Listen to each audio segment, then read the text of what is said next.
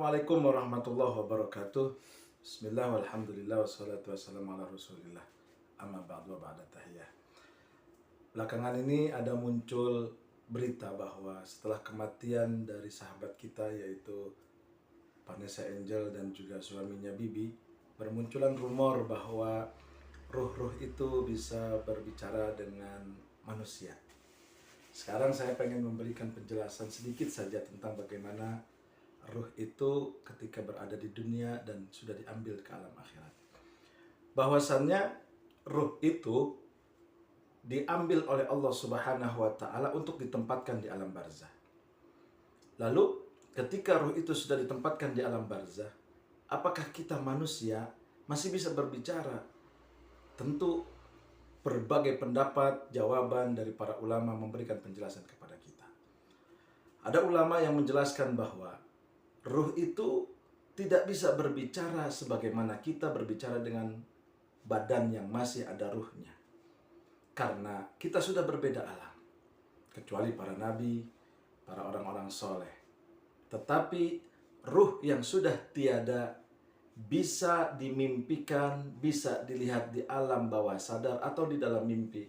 Dan itu banyak yang menerangkan. Ibnu Qayyim al-Jauziyah contohnya mengatakan di dalam kitab Ar-Ruh bahwasannya ruh yang sudah diambil oleh Allah ketika kita kangen, ketika kita rindu, maka itu bisa untuk kita hadirkan di dalam mimpi kita.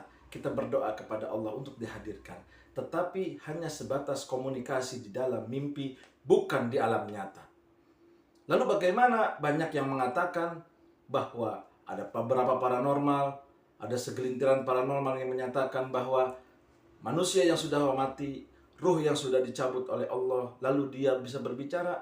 Menurut saya ini adalah tidak relevan.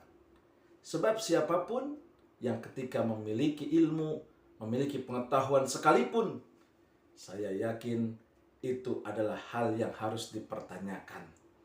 Dan inilah kadang memberikan kesan kepada masyarakat, kepada umat khususnya, ketika ada orang berbicara dengan ruh, seakan-akan memiliki kekuatan yang luar biasa. Padahal kita sudah tahu bahwa tidak ada kekuatan yang hebat kecuali kekuatan Allah. La haula wa la quwata illa billah.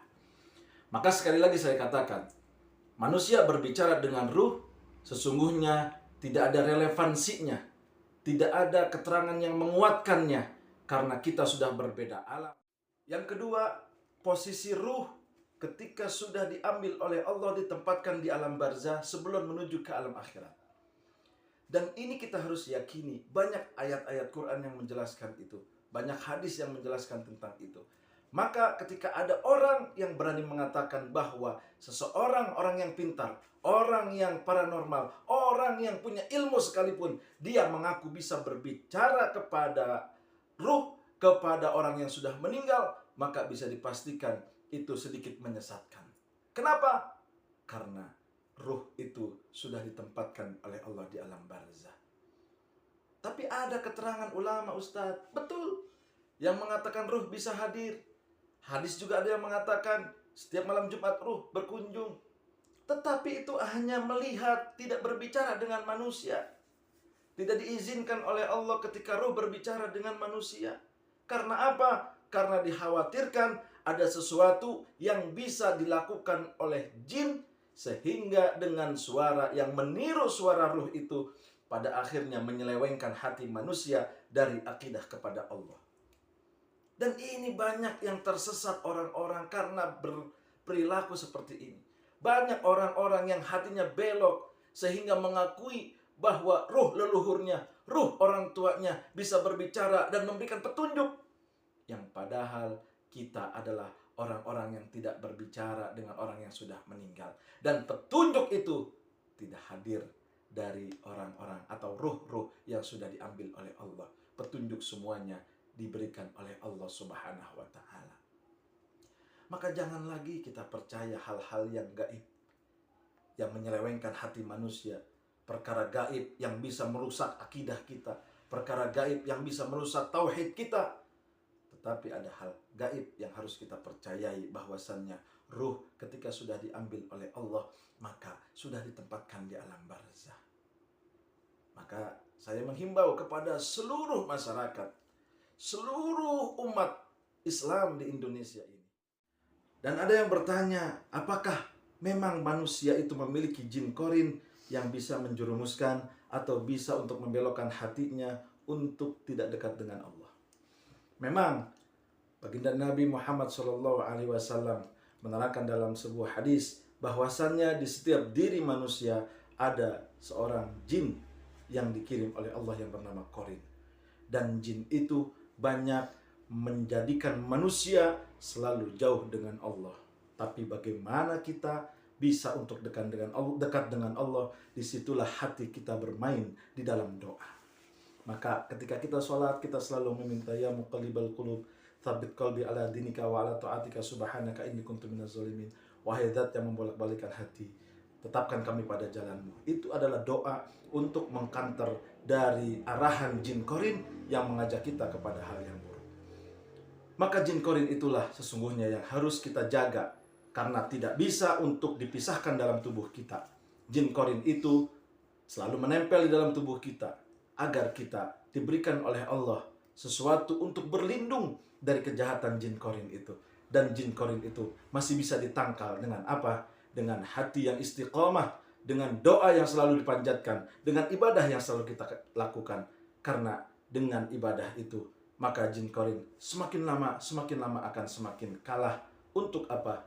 Untuk semakin dekat dengan Allah Subhanahu wa Ta'ala. Tapi kalau kita tidak pernah ibadah, kita tidak pernah istiqomah dalam taat kepada Allah, maka jin korin akan semakin menari-nari, akan semakin mengarahkan kita kepada sesuatu yang buruk, kepada sesuatu yang jelek, kepada sesuatu yang jahat. Dan disitulah kita harus menjadi pelajaran. Jangan pernah jauh dari Allah. Jangan pernah tinggalkan ibadah. Jangan pernah kita menjauhkan terhadap sholat 5 waktu, agar jin korin itu bisa kita lawan keburukannya, sehingga dia akan menjadi teman yang baik, dia akan menjadi jin yang baik untuk tidak lagi menggoda dan menjerumuskan hati kita.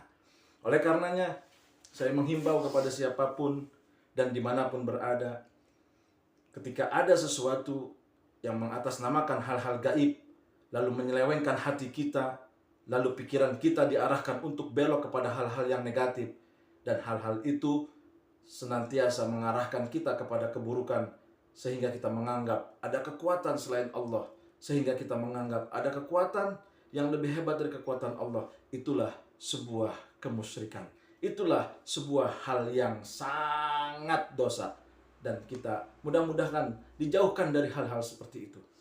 Karena pada sejatinya manusia diberikan bimbingan oleh Allah. Untuk apa? Untuk menjadi orang-orang yang bertakwa. Untuk hatinya kuat menjalankan kekuatan dalam hidup ini dengan ibadah, dengan sholat, dengan puasa, dan dengan sujud kepada Allah Subhanahu wa Ta'ala. Inna lanahdiyannahum subulana. Sesungguhnya kata Allah, kami akan memberikan jalan yang baik kepada orang-orang yang mau mencari jalan itu.